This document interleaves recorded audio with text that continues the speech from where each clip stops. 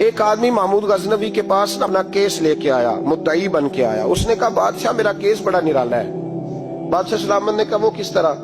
کہنے لگا یہ میرے پاس ایک تھیلی ہے، میں نہ سفر پہ جانے لگا تو یہ تھیلی پوری ہیروں کی بھری ہوئی تھی۔ فلاں علاقے کے جو قاضی صاحب ہے نا، میں جاتی دفعہ میں کہیں سفر پہ جا رہا تھا تو میں ان کے پاس چھوڑ گیا کہ رستہ لمبا ہے، کہیں کوئی مجھ سے چھین نہ لے، ہیروں کی بھری ہوئی تھی۔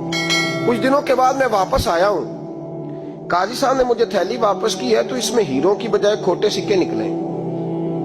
اب میں نے قاضی صاحب سے کہا ہے تو قاضی صاحب تو میرے گریبان تک آتے ہیں، وہ کہتے ہیں بتا کہیں سے پھٹی ہے، کھلی ہے؟ وہ جس طرح ٹانکے لگا کے تو نے سی تھی اسی طرح لگے ہوئے ہیں کہ نہیں؟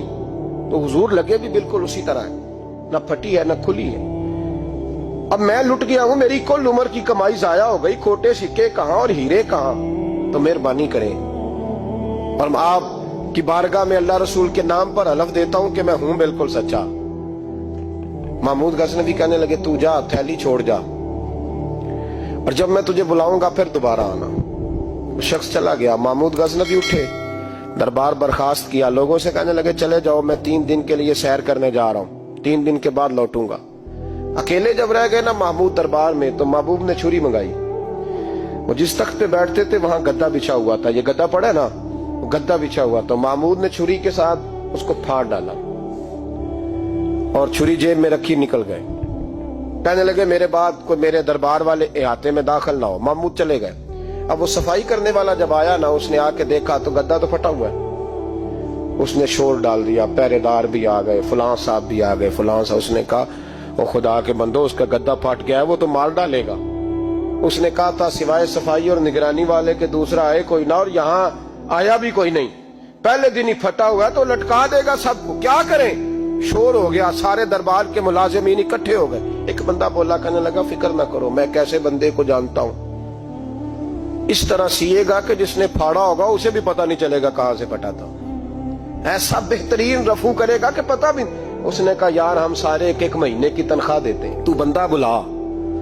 وہ بلا لیا اس کو، اس کا نام محمد رفو گر تھا۔ وہ آیا، اس کو گدا دکھایا، اس کا یار اس طرح سینہ پتہ نہ چلے۔ اس نے کہا فکر ہی نہ کرو، میں بڑا کاریگر ہوں۔ بڑے بڑے کاریگر لوگ نہیں ہمارے ملک میں پائے جاتے، کوئی نشان چھوڑتے ہیں پیچھے بڑے۔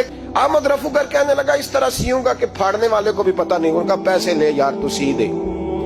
اس نے سی دی، اگلے شام ہی لا کے بچھا دیا گدا۔ تیسرے دن بادشاہ سلامت آئے، آ کے پہلی نظر گدے پہ ڈالی۔ اس نے بلایا سب ملازمین کو، کہا کس نے سیا ہے؟ کہا جناب کیا ہوا؟ کہا یہ پھٹا ہوا تھا۔ کس نے؟ کہا نہیں پھٹا ہی نہیں۔ وہ کہنے لگے بنو بات، میں خود پھاڑ کے گیا تھا، تو بتاؤ صحیح سیا کس نے ہے؟ کہا جناب آپ پھاڑ کے گئے تھے تو بتایا کیوں نہیں؟ فرمانے لگے اسی لیے تو بتایا نہیں تھا کہ تم خود تحقیق کر لو، بلاؤ بتاؤ سیا کس نے۔ تو بلا لیا، احمد رفو گر آ گیا۔ اس کو جب بلا کے سامنے بادشاہ کھڑا کیا، کہا بھئی تم نے سیا ہے؟ کہنے لگا حضور آپ کے سارے ملازم کٹھے ہو کے آئے تھے، میری غلطی کوئی نہیں۔ کہا نہیں یار تو بڑا کاریگر ہے، میں نے اپنے ہاتھ سے پھاڑا تھا پر مجھے بھی نہیں پتا چل رہا کہاں سے پھٹا تھا۔ اچھا یہ بتا یہ تھیلی جو ہے یہ بھی تو نے سی تھی؟ اس نے کہا جی آپ کے خادم کا ہی کارنامہ ہے، وہ فلانے علاقے کے قاضی صاحب آئے تھے، اس میں سے ہیرے نکال کے تو کھوٹے سکے بھرے تھے، تو مجھے بھی تھوڑا سا حصہ ملا تھا۔ محمود نے سارے گواہ بھی اکٹھے کر لیے، ثبوت بھی اکٹھے کر لیے۔ پھر قاضی کو بلایا، پہلے سارے ثبوت اور گواہ کیس حل کر لیا۔ پھر ہمارے ہاں یہ حال ہوتا ہے کہ مدعی 2-3 ہفتے کے بعد خود ہی ہاتھ باندھ جاتا ہے، کہنا تسی میری جان چھڈو، مجرم پھڑو پاوے نہ پڑھو۔ وہ کہتا ہے مجھے معافی دو، میں رہا۔ ظلم ہے نا، ظلم زیادتی ہے کہ جو بیچارہ اتنے سوال مجرم سے نہیں ہوتے جتنے مدعی سے ہوتے۔ آپ یقین کریں اتنے سوالات ہوتے۔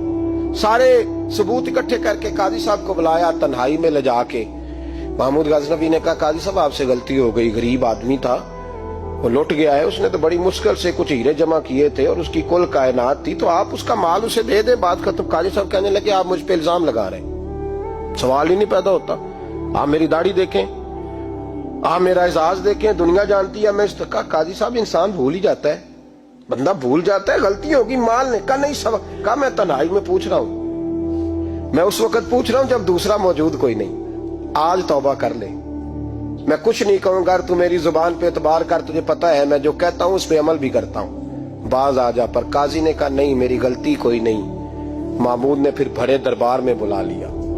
मजमा आम में मोहलत के दिनों में जो तौबा कर ले वो बच जाते हैं, लेकिन लोग रुस्वानियों के दिनों में फिर वापस लौटते हैं अगला घर देख के, फिर हालात और तरह के हो चुके होते हैं। जब बड़े दरबार में काजी को बुलाया, भाई तू मानता है कि नहीं? उसने कहा नहीं। तो कहा बुलाओ अहमद रफूगर को। जब अहमद रफूगर आया तो बूढ़े काजी की टांगे कांपने लगी, जुमले टूटने लगे, लफ्ज जमीन पर गिरने लगे, बात सही नहीं होती, जुबान लड़खड़ाने लगी। महमूद कहने लगे काजी मैंने तुझे कहा था वहां मान जा बात, अब बड़े दरबार में बोल। तो जब काजी साहब की गर्दन खुद ब खुद झुक गई तो दुनिया समझ गई।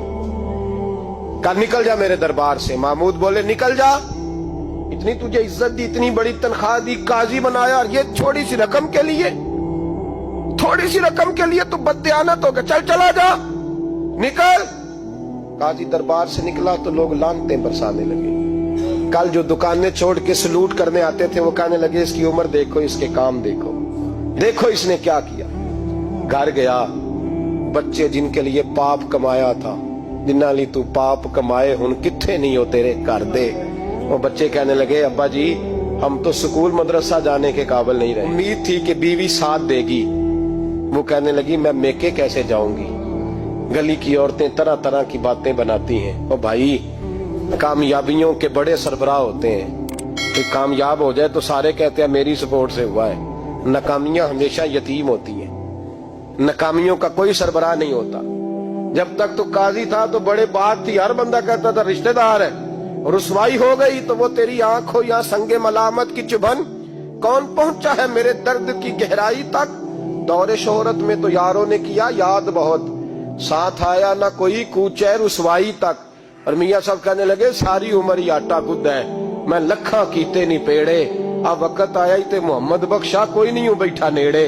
हालात ही बदल गए। काजी खामोशी से अंदर चला गया, अपनी रुसवाई समेट के बिस्तर पे लेटा। न रोटी की भूख लगी, न पानी की प्यास लगी, न नींद आई, सारी रात तड़पता रहा। सवेरे घर वालों ने दरवाजा खोला तो रूह परवास कर गई थी, दुनिया छोड़ गया। हजरत अबू नूर अलैहिर्रहमा बोले, फरमाने लगे याद रखो कभी बददियानती न करना, कभी। ये तो महमूद गजनवी की अदालत थी, कयामत में रब करीम की अदालत लगेगी। और फरमाया वहां तो गवाही देने वाला अहमद रफूगर था, कयामत में तो तुम्हारे अपने हाथ पैर गवाहियां देंगे, हमारा अपना वजूद गवाही देगा। और फरमाया यहाँ तो लानते दुनियादार बरसाते थे, वहां फरिश्ते होंगे। और काजी को तो मौत आ गई थी, कयामत में तो दोबारा मौत भी कोई नहीं आएगी, वहां तो रहना है और सहना है।